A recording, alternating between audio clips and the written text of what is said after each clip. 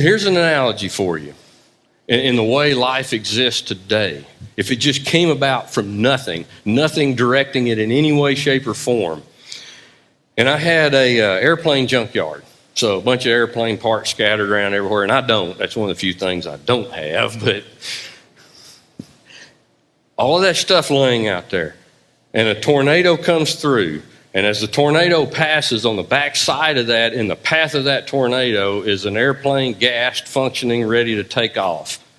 That would be an analogy of life just happening the way we see it today without some kind of something out there driving that. Another analogy that's been used is a watchmaker, not the digital watches, the old school one that had all the gears and springs and all that fun stuff in it. It was a watchmaker who was working at his bench, and he turned around and he knocked a box of parts off. And they hit the ground, and he reached down and he picked up a watch that functioned from those parts that fell on the ground. I didn't say keep perfect time, but function, right? So the more we understand, even within our capacity to understand science and the world around us, the more unlikely us being here is, unless something else is involved in directing what's going on. Now, this isn't a bid for intelligent design. That's putting God in a box, too. So kind of the last thing, why put God in a box?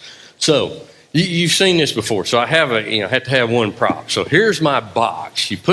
Just think about yourself, your life in a box, right? So you have so much time that you're going to exist, at least in this plane. And this is your life. It's in a box. Y'all have heard of Schrodinger's cat, right? If there was a cat in here, it would be dead or alive. If you leave it in there long enough, we know what the answer would be. Anyway, this is your life, right? You've got so much time there. What do you know about what's going to happen in your life? It kind of is a black box of sorts. You don't know what's going to happen day to day. And then you hear this thing about, let's put God in our lives. Put God in this box, right? That's our life. Well, here's what I'm going to do. Just kind of to wrap things up, I want to challenge you, kind of back to that first thing. Scientists putting God in a box, us putting God in a box. Let God out of the box and let God be God.